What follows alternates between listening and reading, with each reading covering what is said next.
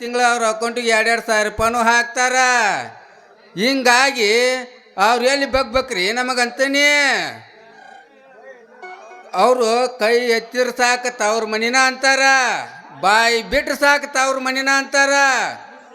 ಕುಡಿದ್ರಾಗ ಒಂದು ನೈಟಿ ಹೆಚ್ಚಿಗೆ ಆಯ್ತು ಅಂದ್ರೆ ಮನಿ ಬಂದ್ರೆ ಜಗಳ ತೆಗೆದ್ರ ಆಧಾರ್ ಕಾರ್ಡ್ ಮಲಕಟ್ನ್ಯಾಗ ಇಟ್ಕೊಂಡ ತವ್ರ ಮನಿಗೆ ಹೊಂಟ ಬಿಡ್ತಾರ. ಆ ಶೆಟ್ಟಿ ಮಗಳ ಸುಂದ್ರಿ ನನಗೆ ಸಟ್ ಆಗ್ಯಾಳ. ಆಕಿ ಕೇಳಿದ್ದು ಕೊಡಿಸಿ ಆಕಿ ಜೋಡಿ ಇದೊಂದು ಸೀಸನ್ ಹಿಂಗ ದಾಡ್ಸಿರಾಯ್ತ.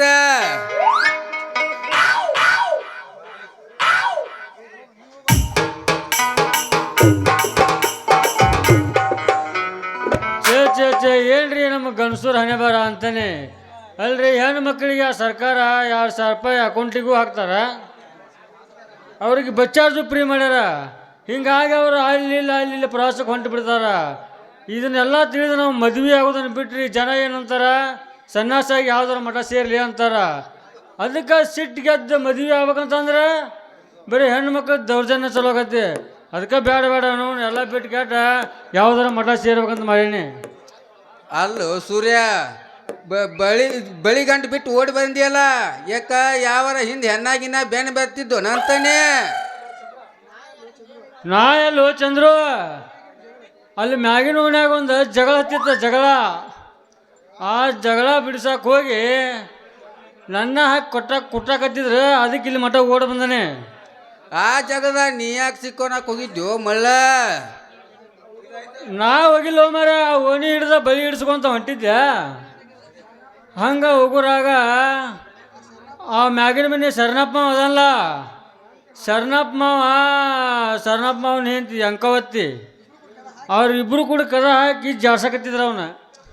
ಅದಕ್ಕಾಗಿ ನಾ ಬಿಡ್ಸಕಂತ ಹೋದ್ನಿ, ನನ್ನ ಒಳಗೆ ಜಗ್ಗಿ ಗುಮ್ಮಾಕತ್ತಿರ ಕೊಸರು ಕುಂದಿಲ್ಲ ಮಠ ಓಡಿ ಬಂದಾನೆ. ಅಲ್ಲಿ ಅಷ್ಟೊಂದೇರ ಎಲ್ಲಿದ್ದ ಬಂತ ಶರಣಪ್ಪ ಅವನು ಬಡಿಯಾಕ? ಅದಲ್ಲಿ ಈ ಸರ್ಕಾರದವ್ರ ಐತಲ್ಲ, ಇದೈತಲ್ರಿ ನಮ್ಮ ಹೊಲ ಸರ್ಕಾರ. ಈ ಸರ್ಕಾರಕ್ಕೂ ಆ ಮಲ್ಲಾಕನ ಗಂಡನ ಬಡಿಯಾಕ ಏನು ಸಂಬಂಧಲಿ? ಸಂಬಂಧ ಐತ್ಲಿಯಪ್ಪ, ಸಂಬಂಧ ಐತಿ. ಈ ಸರ್ಕಾರ ಹೆಣ್ಣು ಮಕ್ಕಳಿಗೆ 2,000 ರೂಪಾಯಿ ಅಕೌಂಟಿಗೆ ಬಿಡ್ತಾರ, ಬಸ್ಸನ್ನು ಫ್ರೀ ಮಾಡ್ಯಾರ. ಅವರು ಓಣ್ಯಾನ ಹೆಣ್ಮಕ್ಳು ಕೂಡಿ ಎಲ್ಲ ಮಾತಾಡ್ಕೊಂಡು ಧರ್ಮಸ್ಥಳಕ್ಕೆ ಹೋಗೋನು, ಸುಬ್ರಹ್ಮಣ್ಯಕ್ಕೆ ಹೋಗೋನು, ಅಲ್ಲಿ ಹೋಗೋನು ಅಂತ ಮಾತಾಡ್ಕೊಂಡು ಹೊಂಟು ತಯಾರಾಗಿದ್ರು. ಅದರೊಳಗೆ ಅಂಕವತ್ನಿ ನಾನು ಹೋಗ್ಯಂತ ಹೊಂಟು ನಿಂತಿದ್ಲ. ಶರಣಪ್ಪ ಮಾವ ಏನು ಹೇಳಿದ, ಹೊಲ್ಲಾಗ ಕಸ ಐತಿ, ಕಬ್ಬಿನಾಗ ಕಳೆ ತೆಗಿಬೇಕು, ದನಗಳಿಗೆ ಮೇವು ತರಬೇಕು, ಇವನ್ನೆಲ್ಲ ಐತಿ ಹೋಗ್ಬೇಡ ಅಂತೇಳಿ ಶರಣಪ್ಪ ಅಂಕವತ್ತಿಗೆ ಹೇಳಿದ. ನಂದು ಹಂಗ ಆಗೈತಿ ಸೂರ್ಯ. ಅಂಕವತ್ತಿ ಹೇಳು ಮಟ್ಟ ಕೇಳಿಲ್ಲ, ನಾ ಹೋಗಾಕೆ ಅನ್ಲ. ಶರಣಪ್ಪ ಮಾವ ಒಂದು ಹಂಗೆ ಪಟ್ನ ಬಡ್ದಾನಕಿನ. ಆಕೆ ಅಂಕವತ್ತಿ ಲಾಭ ಹೋಗ್ಕೊಂಡು ಇಡೇ ಓಣ್ಯಾನ ಮಂದಿನ ಕೂಡಿಸಿಬಿಟ್ಟಾಳ. ಅಷ್ಟ್ರೋಗ ಕೇಳ್ತೆ, ಅಲ್ಲಿ ಮಲ್ಲನ ಮಾವ ಮಸ್ತ ಕಾಣಸಪ್ಪ ಮಾವ ನಮ್ಮ ಚುಕ್ಕಡಿ ಎಲ್ಲ ಕಾಲಿನ ಕುಂತಿರ್ತಾರ, ಬಂದು ಶರಣಪ್ಪ ಮಾವನ ಒಳಗೆ ಹಾಕಿ ಜಾಡ್ಸಕತ್ತಿ ಬಿಟ್ಟಿದಾರ. ನಾ ಅದ ಓಣಿ ಹಿಡ್ದ ಬಲಿ ಹಿಡ್ಸಕ್ಕೆ ಹೊಂಟಿದ್ನಿ. ಇದೇನಪ್ಪ ಜಗಳ ಅಂತ ಅನ್ಕೊಡ್ದು. ನನ್ನ ಒಳಗೆ ಹೇಳಿದ್ರೆ ಹಂಗೆ ಒಳಗೆ ಹೇಳಿದ್ರೆ ನನ್ನ ಗುಮ್ಮಕ್ಕೆ ಹೋಗ್ತಾರೆ, ನಿನ್ನ ಮುಂದೆ ಹೇಳ್ತೀನಿ ಕೊಸರು ಬಡ್ದು ಇಲ್ಲಿ ಮಠ ಓಡಿ ಬಂದ ನೋಡ್ಲಿಪ್ಪ. ಹೌದ್ಲೇ ಸೂರ್ಯ, ನಾನು ನಿನ್ನೆ ನಮ್ಮ ಪಕ್ಕದ ಊರಾಗ ಪೇಷಂಟ್ ಚೆಕ್ ಮಾಡಕ್ಕೆ ಹೋಗಿದ್ನಿ. ಅಲ್ಲಿ KB ಸಾಹೇಬ್ರ ಕರೆಂಟ್ ಬಿಲ್ ತುಂಬಿಸ್ಕೊಳಕ್ಕೆ ಬಂದಿದ್ರ. ಆ ಕರೆಂಟ್ ಬಿಲ್ ತುಂಬು ಸಾಹೇಬ, ಅಕ್ಕಾರ ನಮ್ಮ ಕರೆಂಟ್ ಬಿಲ್ ಕಟ್ರಿ ಅಂತೇಳಿ ಅಂದ್ರೆ ಆ ಹೆಣ್ಣ ಮಗಳ ಕರೆಂಟ್ ಬಿಲ್ ಸರ್ಕಾರದವ್ರು ಕರೆಂಟ್ ಬಿಲ್ ಫ್ರೀ ಮಾಡ್ಯಾರ, ನಾ ಕಟ್ಟೋದಿಲ್ಲ ಅಂತೇಳಿ ಜಗಳ ತಗದ್ಲ. ಬಿಲ್ ಹರಿವು ಸಾಹೇಬ, ಈಗಿನ ಬಿಲ್ ಕಟ್ರಿ, ಮುಂದಿನ ಬಿಲ್ ಫ್ರೀ ಹಾಕತ್ತಂದ್ರು ಕೇಳಿಲ್ಲ. ಆಕೆ ಹಂಗ ಬಾಯ್ ಮಾಡ್ಕೊಂತ ಓಣ್ಯಾ ಮಂದಿ ಕೂಡಿಸಿ ಅವನು ನುಗ್ಗ ಕಡ್ಸಾಕತ್ ಬಿಟ್ಟಿದ್ರ. ಆ ಜಗಳ ಬಿಡ್ಸಾಕ್ ಹೋಗಿ ನನಗೊಂದು 4 ಕಡ್ದು ಕುಂತುವ. ನಾನು ಅಲ್ಲಿದ್ದ ಓಡಿ ಬಂದು ಇಲ್ಲಿಗೆ ನಿಂತಾನೆ.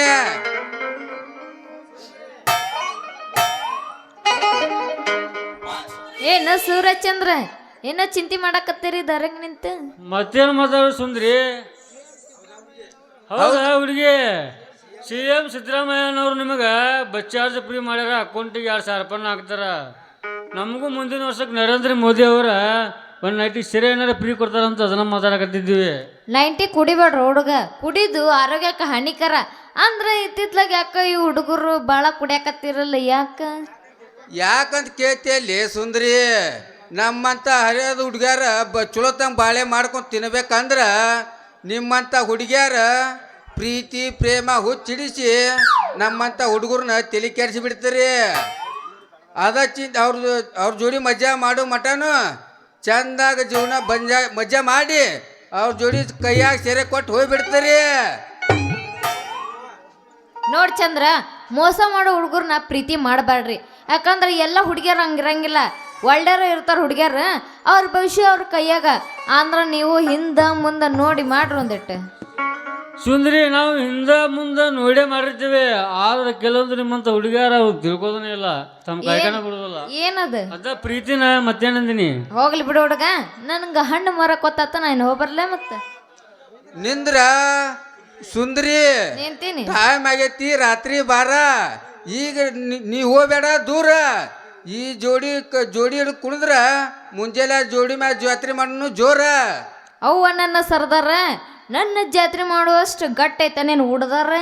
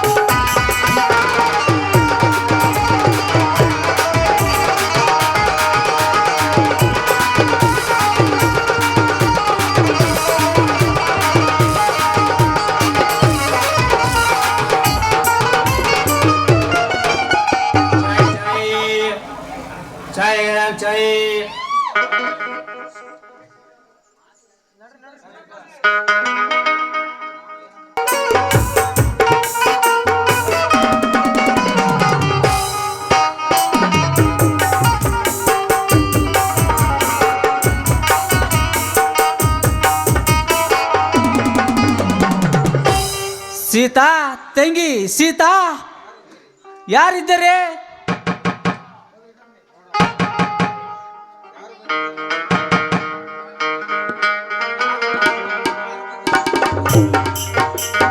ಸೀತಾ, ತಂಗಿ ಸೀತಾ, ಯಾರು ಬಂದಿದ್ದಾರೆ ನೋಡಮ್ಮ.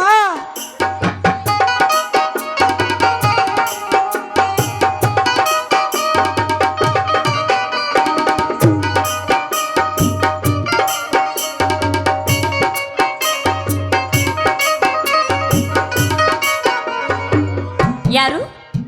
ಓಹ್, ನನ್ನ ಫ್ರೆಂಡ್ ಕವಿತಾ. ಅಣ್ಣ, ನಿನ್ನ ಕವಿತಾ ಎಲ್ಲಿ ಸಿಕ್ಕಳು? ತಂಗಿ, ನಾನು ಊರಿಂದ ಬರುವಾಗ ದಾರಿಯಲ್ಲಿ ಭೇಟಿಯಾದಳು. ಅದಕ್ಕೆ ನಿನ್ನ ಹೆಸರು ಹೇಳಿದಳು. ಅದಕ್ಕೆ ಕರೆದುಕೊಂಡು ಬಂದೆ ತಂಗಿ. ಕರ್ಕೊಂಡು ಬಂದಿದ್ದು ಒಳ್ಳೇದು ಆಯ್ತು ಅಣ್ಣ. ಅಣ್ಣ, ಕೈಕಾಲು ಮುಖ ತೊಳೆದಕ್ಕೂ ಊಟ ಮಾಡುವೆ ಅಂತೆ. ತಂಗಿ, ನಾನು ಊರಿಂದ ಬರುವಾಗ ನನ್ನ ಸ್ನೇಹಿತ ವಿಠ್ಠಲ್ ಗುಡದಾರ್ ಇದ್ದನಲ್ಲ, ಅವನು ಮನೆಗೆ ಹಣವನ್ನು ಕೊಟ್ಟು ಕಳಿಸಿದ್ದಾನೆ. ಹೋಗಿ ಅವರ ತಂದೆ ತಾಯಿಗೆ ಹಣವನ್ನು ಮುಟ್ಟಿಸಿ ಬರುತ್ತೇನೆ. ಆಮೇಲೆ ಎಲ್ಲರೂ ಸೇರಿ ಊಟ ಮಾಡಿದ್ರಾಯ್ತು. ಆಯ್ತು ಅಣ್ಣ. ಕವಿತಾ, ಹೇಗಿದ್ದೀಯಾ? ಹ್ಞೂ ಕಣೆ, ಚೆನ್ನಾಗಿದ್ದೀನಿ. ನೀನು ಹೇಗಿದ್ದೀಯಾ? ನಾನು ಚೆನ್ನಾಗಿದ್ದೀನಿ. ಏನೇ, ಮನೆಯಲ್ಲಿ ಫಂಕ್ಷನ್ ಇದೆ ಅಂತ ಹೇಳಿದೆಯಲ್ಲ, ಇಲ್ಲಿ ನೋಡಿದರೆ ಏನೂ ಕಾಣ್ತಾ ಇಲ್ಲ. ಕವಿತಾ, ನಾನು ಇದಕ್ಕೊಂದು ಮಾತು ಕೇಳಬೇಕು ಅಂದ್ಕೊಂಡಿದ್ದೇನೆ, ಕೇಳ? ಅದೇನಂತ ಕೇಳು ಸೀತಾ. ನಾನು ಕೇಳಿದ ಮಾತಿಗೆ ದಯವಿಟ್ಟು ನನ್ನ ಮೇಲೆ ತಪ್ಪು ತಿಳ್ಕೋಬಾರ್ದು. ಸೀತಾ, ನೀನು ನನ್ನ ಪ್ರಾಣ ಸ್ನೇಹಿತೆ, ನಾನೇನೂ ತಪ್ಪು ತಿಳಿದುಕೊಳ್ಳುವುದಿಲ್ಲ. ಹೇಳು, ಅದೇನಂತ. ಕವಿತಾ, ವಾರದ ಹಿಂದೆ ಅನಾರೋಗ್ಯದಿಂದ ನನ್ನ ತಾಯಿ ತೀರಿ ಹೋದ್ಲು. ತಾಯಿ ಇಲ್ಲದೆ ತಬ್ಬಲಿಯಾದ ನನಗೆ ತಾಯಿ ಸ್ಥಾನದ ಏನು ತುಂಬ್ತೀಯ? ಸೀತಾ ಇದೇನು ಕೇಳ್ತಿರುವೆ ನೀನು? ಹೌದು ಕವಿತಾ, ನೀನು ನಮ್ಮನ್ನ ಮದುವೆಯಾಗಿ ಈ ಮನೆಗೆ ಸೊಸೆಯಾಗಿ ಬಂದು ನನಗೆ ಅತ್ತೆಯಾಗಿ ನನ್ನ ತಾಯಿ ಸ್ಥಾನ ತುಂಬ್ತೀಯಾ ಅಂತ ಕೇಳಿದೆ. ಸೀತಾ, ತಂದೆ ತಾಯಿ ಇಲ್ಲದ ಅನಾಥಳಾದ ನನಗೆ ಸೊಸೆಯಾಗುವ ಭಾಗ್ಯ ಕೊಟ್ಟು ಮತ್ತೆ ನನಗೆ ತಾಯಿಯ ಸ್ಥಾನ ತುಂಬುತ್ತೀಯಾ ಅಂತ ನೀನು ಕೇಳುತ್ತಿರುವೆಯಲ್ಲ. ಆಯಿತು ಕಣೆ, ನಿನ್ನ ಇಷ್ಟದಂತೆ ಆಗಲಿ ಸೀತಾ. ಆದರೆ ನನ್ನನ್ನು ಮದುವೆಯಾಗುವುದಕ್ಕೆ ನಿಮ್ಮ ಅಣ್ಣ ಒಪ್ಪಬೇಕಲ್ಲ. ಅದ್ರ ಬಗ್ಗೆ ನೀನೇನು ಚಿಂತೆ ಮಾಡಬೇಡ. ನಮ್ಮ ಅಣ್ಣ ಅಂದರೆ ನನಗೆ ಪ್ರಾಣ. ನನ್ನನ್ನ ನನ್ನ ಮಾತನ್ನು ಯಾವತ್ತೂ ಮೀರೋದಿಲ್ಲ. ಆದರೆ ಇದಕ್ಕೆ ನೀನು ಒಪ್ಕೋಬೇಕು. ಸೀತಾ, ಅನಾಥಳೆಂಬ ಅಕ್ಷರನ್ನು ಅಳಕಿಸಿಬಿಟ್ಟೆ ನೀನು. ಆಯಿತು ಸೀತಾ, ನೀನು ಇಷ್ಟವಿದ್ದಂತೆ ಆಗಲಿ. ಸರಿ ಆಯಿತು.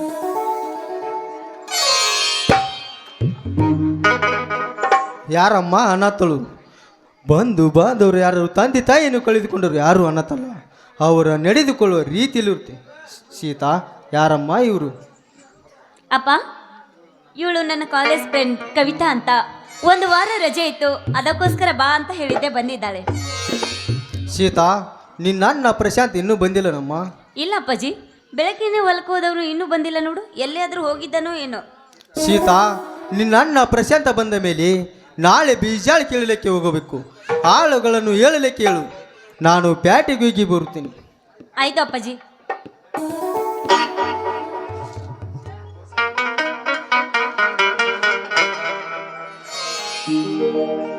ತಂಗಿ ಸೀತಾ, ಯಾರಮ್ಮ ಇವರು? ಶ್ರೀಕಾಂತ ಊರಿಂದ ಬಂದಿದ್ದಾನಂತಲ್ಲ, ಎಲ್ಲಿದ್ದಾನಮ್ಮ? ಎಲ್ಲೇ ಹೊರಗಡೆ ಹೋಗಿರ್ಬೋದು ಅಣ್ಣ. ಹಾ ಸೀತಾ, ಯಾರಮ್ಮ ಇವರು? ದೃಷ್ಟಿ ಎಲ್ಲೋ ಇತ್ತಾಗ್ಲೇ ಅಣ್ಣ. ಅವಳು ನನ್ನ ಕಾಲೇಜ್ ಫ್ರೆಂಡ್ ಕವಿತಾ ಅಂತ. ಅಣ್ಣ, ಆವಾಗ ನೀ ನನಗೊಂದು ಮಾತು ಕೊಟ್ಟಿದ್ದೆ, ನೆನಪಿದ್ಯಾ? ಏನು ತಂಗಿ ಅದು ಮಾತು? ಅದೇ ಅಣ್ಣ, ನಾನು ಯಾವ ಹುಡುಗಿನ ಕೈ ಮಾಡಿ ತೋರಿಸ್ತೀನೋ ಅವಳನ್ನ ಮದುವೆ ಆಗ್ತೀನಿ ಅಂತ ಮಾತು ಕೊಟ್ಟಿದ್ಯಲ್ಲ, ನೆನಪಿದೆಯಾ? ಅದಕ್ಕೆ ಈಗ ಏನಾಯ್ತಮ್ಮ? ಅಣ್ಣ, ನೀನು ಮದುವೆ ಆಗೋ ಹುಡುಗಿ ಬೇರೆ ಯಾರೂ ಅಲ್ಲ ಅಣ್ಣ, ಇವಳೇ ಅವಳು. ತಂಗಿ, ಮದುವೆ ಎಂಬುದು ಎರಡು ಮನಸ್ಸಿಗೆ ಸಂಬಂಧಪಟ್ಟ ವಿಷಯ. ಮದುವೆ ಆಗಬೇಕಾದ್ರೆ ಇಬ್ಬರು ಒಪ್ಪಿಗೆ ಇರಬೇಕು. ಅಣ್ಣ, ಅದಕ್ಕೇನು ಚಿಂತೆ ಮಾಡಬೇಡ. ಈಗಾಗಲೇ ಕವಿತಾ ಒಪ್ಪಿಗೆ ಕೊಟ್ಟಾಯ್ತು. ಈಗ ನೀನೊಬ್ಬನೇ ಒಪ್ಪಿಗೆ ಕೊಡೋದು. ನಾನು ಒಳಗಡೆ ಹೋಗಿ ನಿಮಗೆ ಬಿಸಿ ಬಿಸಿ ಅಡುಗೆ ಮಾಡ್ತಾ ಇರ್ತೇನೆ. ಇಬ್ಬರು ಸ್ವಲ್ಪ ಮಾತಾಡ್ತಾ ಇರಿ. ಸರಿ ಅಣ್ಣ.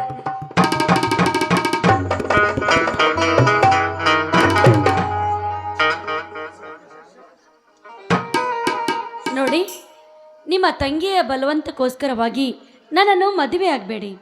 ನಿಮ್ಮ ಮನಸ್ಸು ಪೂರ್ತಿ ಆಗಿದ್ದರೆ ನನ್ನನ್ನು ಮದುವೆಯಾಗಲು ಒಪ್ಪಿಕೊಳ್ಳಿ. ಕವಿತಾ, ತಂದೆ ತಾಯಿಯನ್ನು ಕಳೆದುಕೊಂಡ ಅನಾಥನಾದ ನನಗೆ ತಂಗಿನೂ ಅವಳೇ, ತಾಯಿನೂ ಅವಳೇ. ಅವಳಿಗೆ ಒಪ್ಪಿಗೆ ಆದರೆ ನನ್ನ ಯಾವ ಅಭ್ಯಂತರವೂ ಇಲ್ಲ. ಓಹೋ, ಹಾಗಾದರೆ ನನ್ನನ್ನು ಮದುವೆಯಾಗಲು ನಿಮ್ಮ ಒಪ್ಪಿಗೆ ಇದೆ ಅಂತ ಅರ್ಥ ಆಯಿತು ನನಗೆ. ಹೌದು ಕವಿತಾ, ನನ್ನ ನಿನ್ನ ಹಣೆ ಬರ ಬ್ರಹ್ಮ ಒಂದಾಗಿ ಬರೆದಾಗ ಬಾ ಕವಿತಾ, ಬಾ. ಆಯಿತು ರೀ.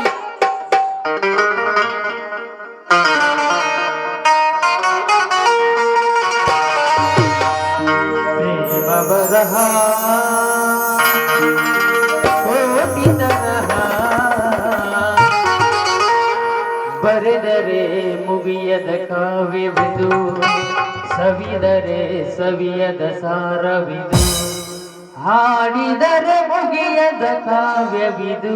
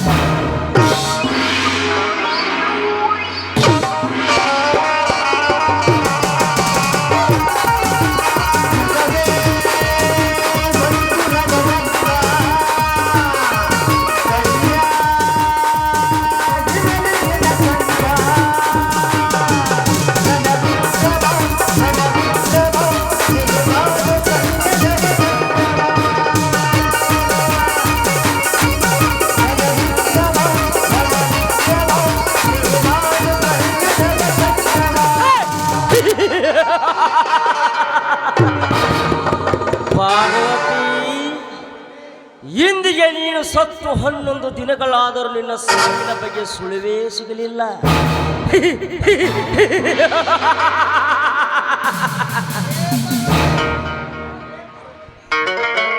ಹೇ ಪಾರ್ವತಿ,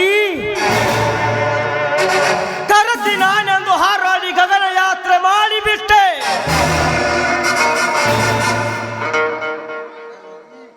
ಈ ಗಜೇಂದ್ರನಿಗೆ ಸೆರಗಾಸಿದ್ದರೆ ಇಂದು ನೀನು ಜೀವಂತವಾಗಿ ಇರುತ್ತಿದ್ದೆ ಈ ಭೂಮಿಯ ಮೇಲೆ.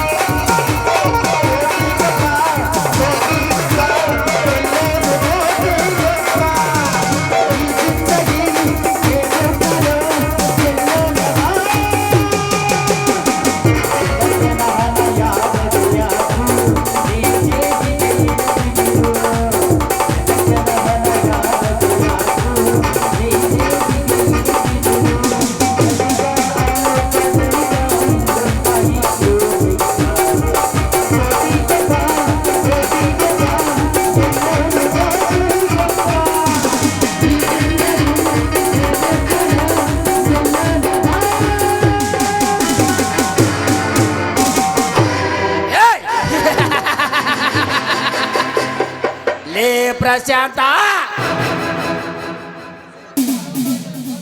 ಈ ಸುತ್ತು 10 ಹಳ್ಳಿ ಜನ ನನ್ನ ಹೆಸರನ್ನು ಕೇಳಿದ್ರೆ ಸಾಕು,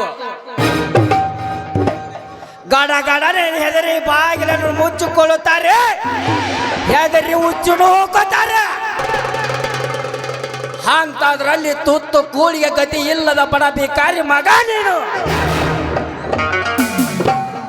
ನನಗೆ ಸೊಡ್ಡೆ ಹೊಡೆದು ಸವಾಲು ಹಾಕಿ ನಿಂತೀಯ ಮಗನೇ. ನೀ ಹಾಕಿದ ಸವಾಲಿಗೆ ಸೇಡಿಗಾಗಿ ನಿನ್ನ ತಂಗಿ ಶೀಲಹರಣ ಆಗಲೇಬೇಕು.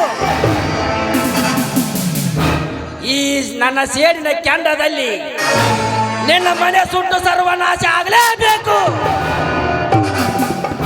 ಅಂದಾಗ ಅರುತ್ತದೆ ಈ ದೇವೇಂದ್ರ ದೇಸಾಯಿ ಸೇಡಿನ ಕಿಡಿ.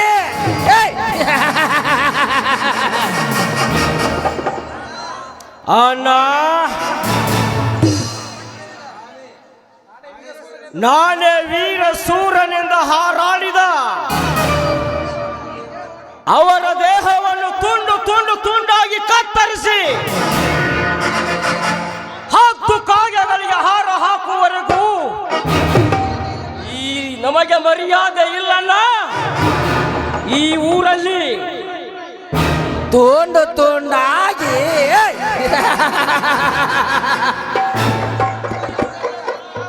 ಅವನ ಸಾವನ್ನು ಕಂಡು ಈ ಊರಿನ ಜನ ನೋಡಿದರೆ ಬಾಗಿಲನ್ನು ಹಾಕಿಕೊಳ್ಳಬೇಕು. ಹಾಗೆ ಮಾಡೋಣ. ಮುನಿಯ, ಲೇ ಮುನಿಯ,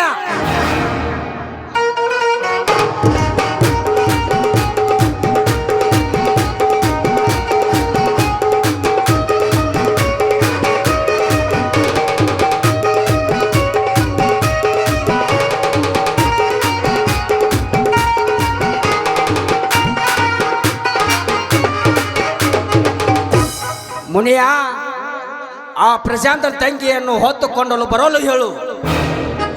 ಇವತ್ತು ಅವ್ರಿಗೊಂದು ಗತಿ ಕಾಣಿಸೋಣ. ಆಯ್ತು ರೀ ಅಪ್ಪ ದೇಸಾಯರ, ನೀವು ಒಳಗೆ ಹೋಗಿ ರೇಟ್ ಮಾಡ್ಕೊಂಬರ್ರಿ, ನಾವು ಹೊತ್ಕೊಂಬರ ಕೇಳೇನ್ರಿ ಅವ್ರಿಗೆ.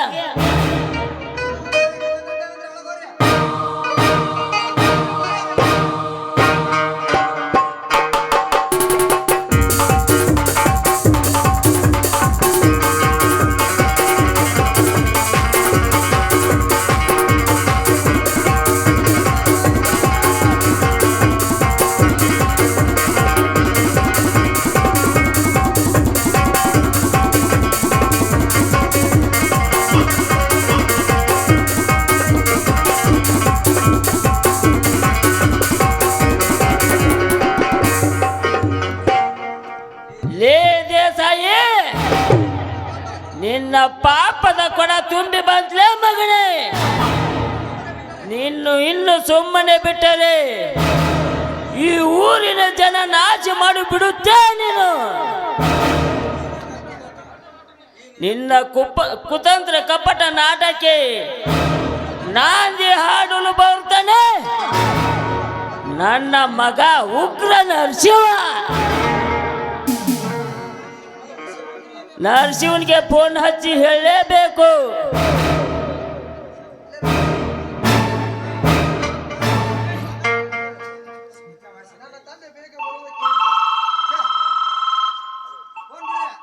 ಹಲೋ, ನಾನು ನರಸಿಂಹ, ನಿನ್ನ ತಂದೆ ಸತ್ಯಮೂರ್ತಿ ಮಾತನಾಡುವುದು. ಹೇಳಿ. ನರಸಿಂಹ, ನಿನ್ನ ಜೊತೆ ಪರ್ಸನಲ್ ಆಗಿ ಮಾತನಾಡಬೇಕು. ಈಗಲೇ ಗಾಂಧಿ ಪಾರ್ಕಿಗೆ ಬಾ. ಓಕೆ ಡ್ಯಾಡಿ, ಬರುತ್ತೇನೆ.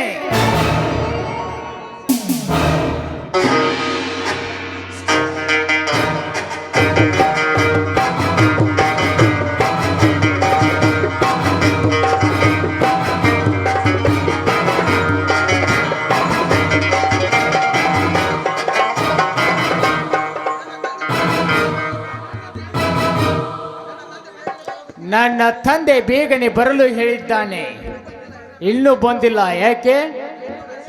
ನಿಂತುಕೋ ನರಸಿಂಹ. ಏ ಮುನಿಯ, ಸುಮ್ಮನೆ ನೀನು ಇಲ್ಲಿಂದ ಹೊರಟು ಹೋಗು. ನಾನೊಬ್ಬ ವ್ಯಕ್ತಿಗೋಸ್ಕರ ಕಾಯ್ತಾ ಇಲ್ಲಿ ನಿಂತಿದ್ದೇನೆ. ನೀ ಹುಡುಕು ವ್ಯಕ್ತಿ ಬೇರೆ ಅಲ್ಲ ನರಸಿಂಹ, ಅದು ನಾನೇ. ಅಂದರೆ ಏನು ನಿನ್ನ ಮಾತಿನ ಅರ್ಥ?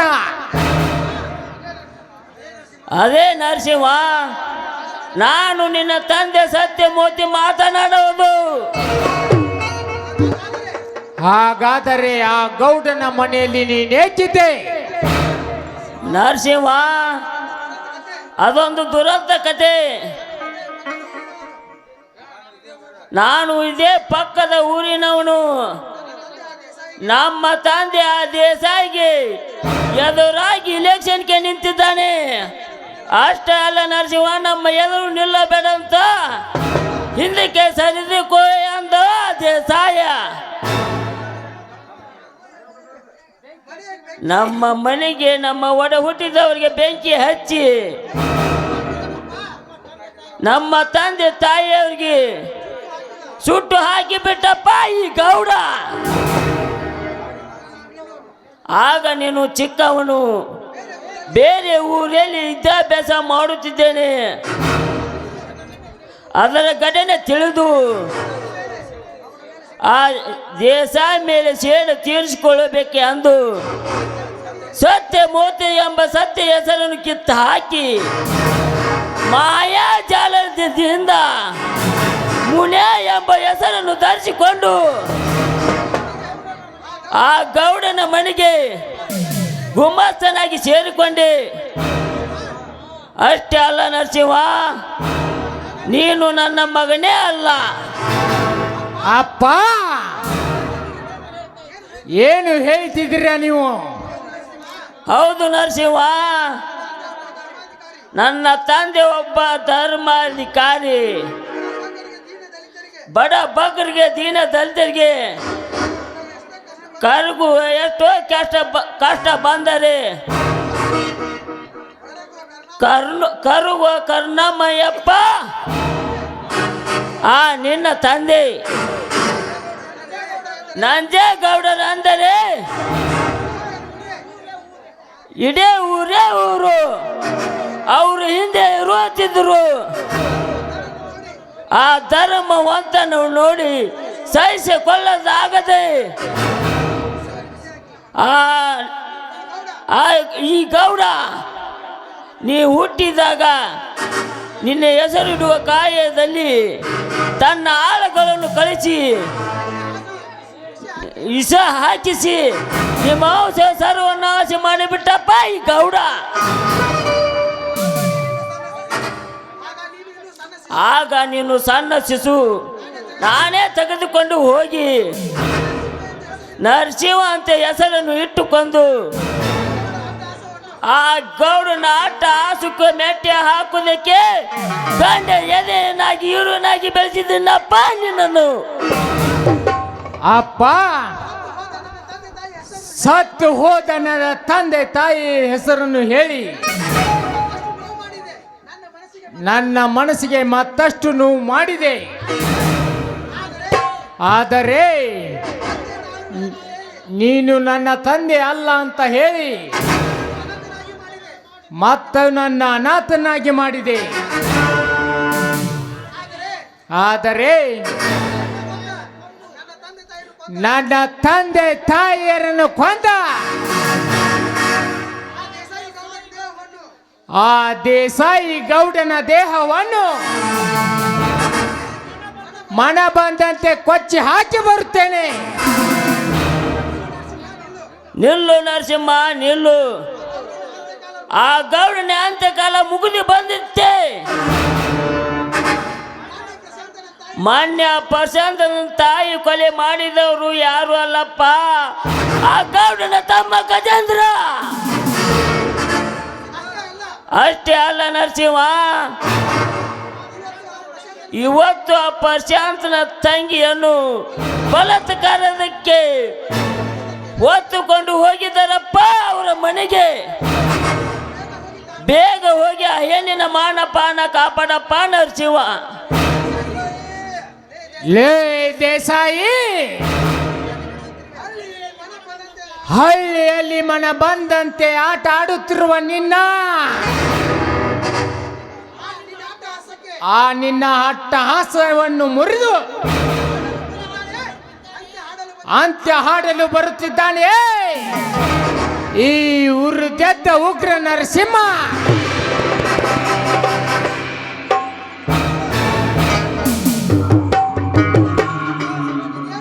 ಇದೇನು ನರಸಿಂಹ, ಇಂಥ ಮಣಿಮೂರ್ಖ ನನ್ನ ಮಗನ ಜೋಡ್ತಿ, ನಿಂದೇನು ಮಾತು?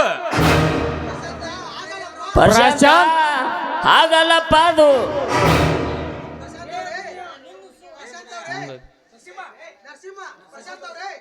ಏ ಪ್ರಶಾಂತ್, ಅದು ಹಾಗಲ್ಲ. ಇವನು ನನ್ನ ತಂದೆ ಸತ್ಯಮೂರ್ತಿ. ನರಸಿಂಹ, ಏನು ಹೇಳ್ತಿದ್ದ ನೀನು? ಹೌದು ಪ್ರಶಾಂತ್, ಹೌದು ಪ್ರಶಾಂತ, ನಡೆದ ಘಟನೆ ಎಲ್ಲ ಇವರು ಆಗಿ ತಿಳಿಸಿ ಹೇಳುತ್ತೇನೆ. ಈಗ ಸಮಯನೇ ಇಲ್ಲ. ನಿನ್ನ ತಂಗಿಯನ್ನು ಹೊತ್ತುಕೊಂಡು ಹೋಗಿದ್ದಾರೆ. ಬೇಗ ಹೋಗಿ ಅವರ ಮಾನ ಉಳಿಸಿರಪ್ಪ ನೀವನ್ನು. ಏನು ಮಧ್ಯ ದೇಸಾಯಿ ನನ್ನ ಮನೆಯವರಿಗೆ ಕಾಲಿಟ್ಟನೆ? ಲೇ ದೇಸಾಯಿ, ಮುಗೀತು ಮಗನ ಇನ್ನ ನಿನ್ನ ಅಂತ್ಯ. ಈ ಸ್ನೇಹಿತರು ಸಿಡಿದೆದ್ದು ಬರುತ್ತಾರಲೇ, ಇನ್ನ ಮರನೆ ಮುರಿದಂಗ ಬಾರಿಸಲು. ನರಸಿಂಹ, ಹೋಗೋಣ.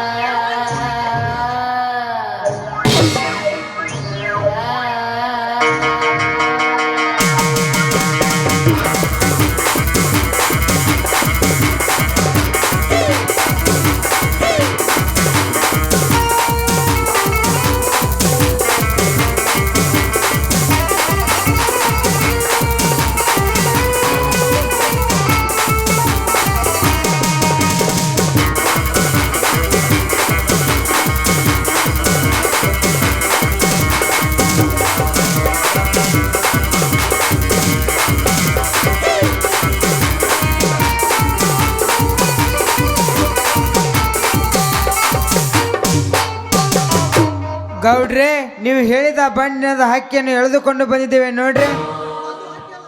ಸಬ್ಬಾಸ್ ಸೋಮ ಭೀಮ ಸಬ್ಬಾಸ್. 2 ಬಣ್ಣದ ಹಕ್ಕಿಯನ್ನು ಜೋಪಾನ ಆಗಿ ಹೊತ್ತುಕೊಂಡು ಬಂದಿರಿ ಅಲ್ಲ, ಸಬ್ಬಾಸ್. ಗಜೇಂದ್ರ ಗಜೇಂದ್ರ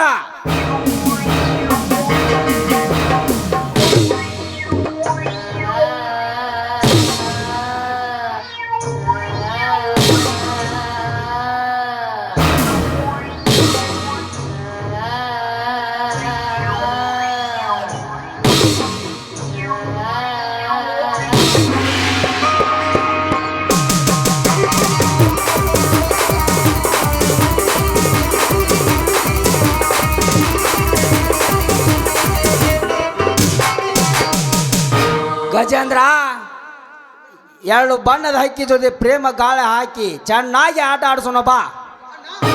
ಅಣ್ಣ, ಈ ಸಮಯವನ್ನು ವ್ಯರ್ಥ ಮಾಡುವುದು ಬೇಡಣ್ಣ. ಕಣ್ಣಿಗೆ ಕುಕ್ಕುತ್ತಿರುವ ಅವರ ಸೌಂದರ್ಯವನ್ನು ನೋಡಿ ಜೇನು ಸವಿದ ಹಾಗೆ ಸವಿದು ಬಿಡೋಣ.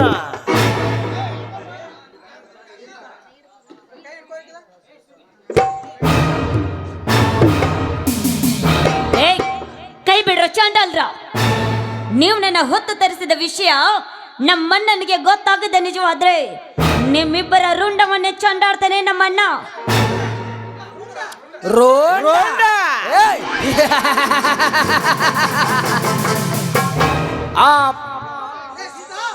ಲೇ ಸೀತಾ, ನಮ್ಮ ರುಂಡವನ್ನು ಹೊಡೆಯುವುದಕ್ಕೆ ಆ ನಿನ್ನ ಅಣ್ಣನಿಂದ ಸಾಧ್ಯವಿಲ್ಲ.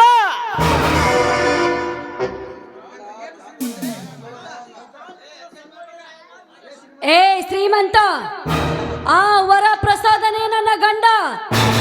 ನಮ್ಮಿಬ್ಬರ ಮೇಲೆ ಕೈ ಹಾಕಿದ ವಿಷಯ ನನ್ನ ಗಂಡ ಪ್ರಶಾಂತನಿಗೆ ಗೊತ್ತಾದ್ರೆ ನಿಮ್ಮ ರುಂಡವನ್ನೇ ಹಾರಿಸಿ ಬಿಡುತ್ತಾನೆ. ಎಚ್ಚರದಿಂದಿರಿ. ಓಂಡ ಪ್ರಶಾಂತ. ಆ ಪ್ರಶಾಂತ್ ಬರುವುದರಿಗೆ ನೀವು ಬದುಕಿದ್ರೆ ತಾನೇ ನಿಮ್ಮ ಶೀಲವನ್ನು ಸವಿದು ಸುಟ್ಟಾಕಿ ಬಿಡುತ್ತೇವೆ. ಬಾರ್ಲೇ ಬಾ.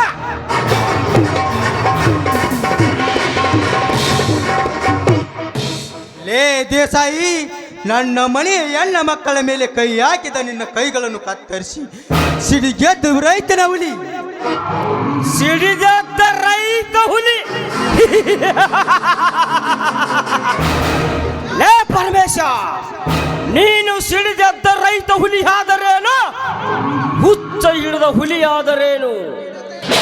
ನಿನ್ನಂತ ಎಷ್ಟೋ ಹುಲಿಗಳನ್ನು ಬೇಟೆಯಾಡಿದ್ದಾನೆ ಈ ಘಟ ಸರ್ಪ ಗಜೇಂದ್ರ.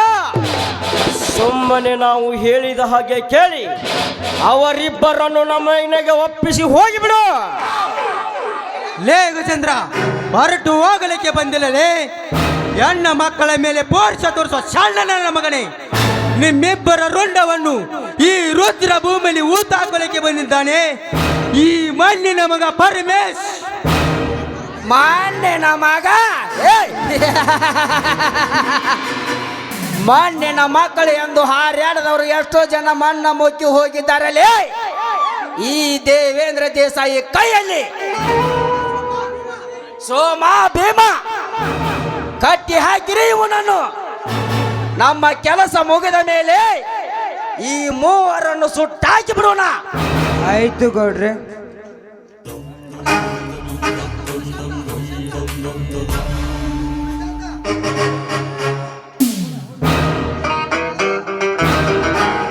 ಲೇ ದೇಸಾಯಿ, ನಮ್ಮ ಮನೆಯವರಿಗೆ ಬಂದು ನಮ್ಮ ಹೆಣ್ಣು ಮಕ್ಕಳ ಮೇಲೆ ಕೈ ಹಾಕಿದ್ದಲ್ಲದೆ ನಿನ್ನ ದೇಹವನ್ನು ಈ ಭಾಗ ಮಾಡಿ ಇದೇ ನನ್ನ ಕೊಡ್ಲಿಯಿಂದ ನಿನ್ನ ರಕ್ತ ಕುಡಿಯಲು ಬಂದಿದ್ದೇನೆ ಮಗನ. ಏ ಮುಗೀತು ನಿನ್ನ ಅಂತರಂಗ. ನೆನೆಸಿಕೊಳ್ಳೆ ನಿನ್ನ ಮನೆ ದೇವರನ್ನು. ಎಲ್ಲೋ ಪ್ರಶಾಂತ, ಒಂದೇ ಏಟಿಗೆ ಸಾಯುವುದನ್ನಿಲ್ಲ. ಇವರು ಬಡವರ ಸಂಕಟ ತಿಳಿಯಲಿಲ್ಲ. ಮಾನ್ಯ ಪ್ರಶಾಂತನ ತಾಯಿಯನ್ನು ಕೊಂದವನೇ ಇವನೇ. ಬೇರೆ ಯಾರಲ್ಲಪ್ಪ ಈ ದೇಸಾಯಿ. ದೇಸಾಯಿ, ದೇಸಾಯಿ, ನನ್ನ ತಾಯಿಯನ್ನು ಕೊಲೆ ಮಾಡಿ ಸಾಯಿಸಿದ್ದಾರೆ.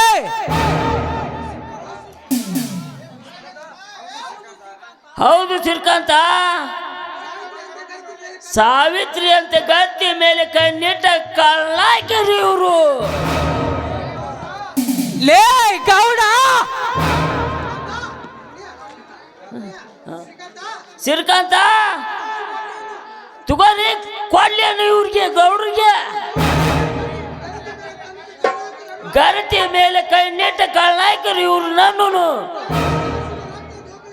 ರೈತ ಹರಿಸಿದ ರಕ್ತದ ಹೋಗಳಿಯನ್ನು ಚೈತ್ರ ಆಗಲಿ ನಿಮ್ಮಿಬ್ಬರಿಂದ ಕತ್ತರಿಸಿ ಹಾಕ್ರಿ ಇವ್ರ ಕೈಗಳನ್ನು. ಕತ್ತರಿಸಿ ಹಾಕಿರಿ. ಲೇ ಪ್ರಶಾಂತ, ಮೊನ್ನೆ ನನ್ನ ಮಾತಿಗೆ ಒಪ್ಪಿಕೊಂಡು ನನ್ನನ್ನು ಕೊಲ್ಲಲಿಕ್ಕೆ ಬಂದಿರಲೇ ಮಕ್ಕಳ. ನೀವು ಸರ್ಲೇ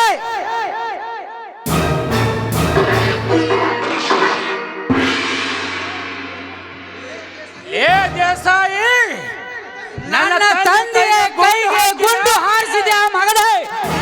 ನೀಗಲೇ ಹಾರಿ ಹೋಗಬೇಕು ನಿನ್ನ ಪ್ರಾಣ ಪಕ್ಷಿಗಳನ್ನು. ಜೈ ಕನ್ನಡಾಂಬೆ.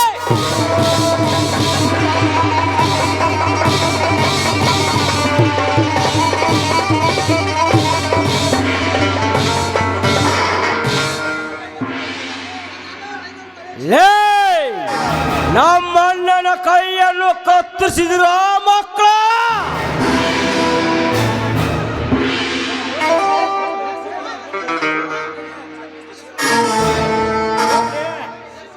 ನರಸಿಂಹ, ಎಷ್ಟು ಹೆಣ್ಣು ಮಕ್ಕಳ ಬಾಳ ಹಾಳು ಮಾಡಿದ ಇವರು ಗೌಡರ. ನಾನು ಇವನು ಕಣ್ಣುಗಳನ್ನು ಕಿತ್ತು ಹಾಕಿ ಬಿಡಲೇ ಇವ್ರು. ನಾನು ಲೇ ಗಜೇಂದ್ರ, ಪರಸ್ತ್ರೀಯರ ಬಾಳನ್ನು ಹಾಳು ಮಾಡಿದ. ಅವರ ಕಣ್ಣೀರಿನ ಗೋಳಾಟವನ್ನು ನೋಡಿ ಅಟ್ಟಹಾಸದಿಂದ ಮೆರೆಯುತ್ತಿರುವಲ್ಲ ಮಗನ.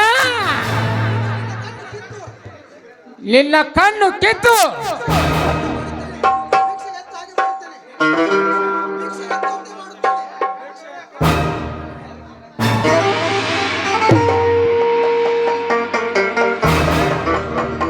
ಪ್ರಶಾಂತ, ನಿನ್ನ ತಂದೆಯನ್ನು ಬೇಗ ಆಸ್ಪತ್ರೆಗೆ ತಗೊಂಡು ಹೋಗೋಣ ನೋಡ್ರಿಪ್ಪ.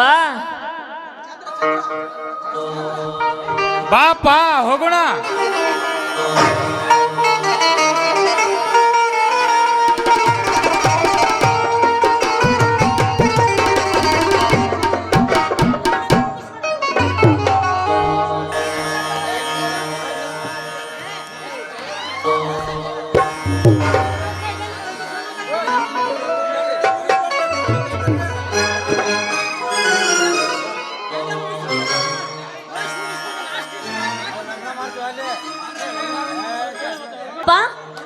ಅಣ್ಣನಿಗೆ ಮದುವೆ ಅವಸರ ಇದೆ, ಮೊದಲು ಮದುವೆ ಮಾಡು. ಕವಿತಾ ಬಾ.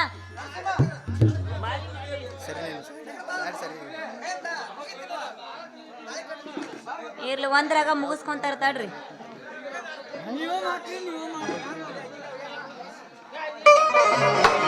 ಬಾ ಅಣ್ಣ. ಓ ಪ್ರಶಾಂತ್,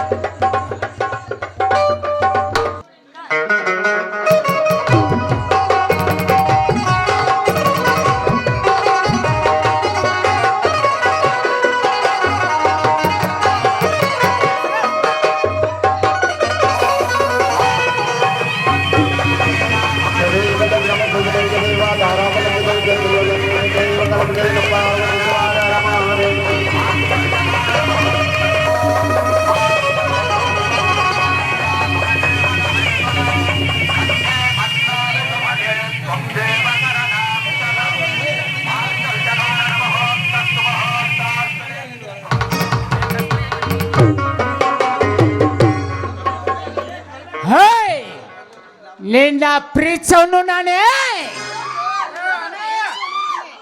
ನಿನ್ನ ರೇಗ್ಸವನು ನಾನೇ.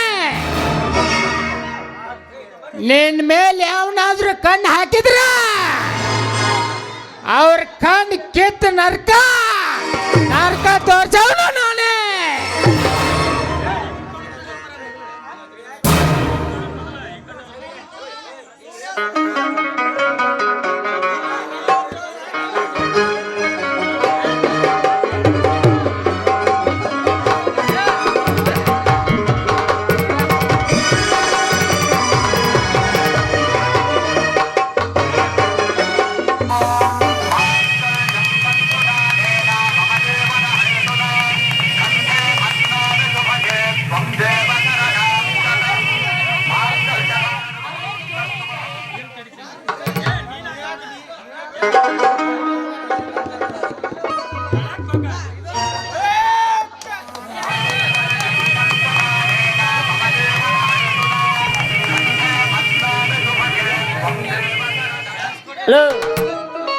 ನಮ್ಮೆಲ್ಲರನ್ನು ಒಂದುಗೂಡಿಸ್ತಾ ದೇವರಲ್ಲಿ ಪ್ರಾರ್ಥಿಸೋಣ.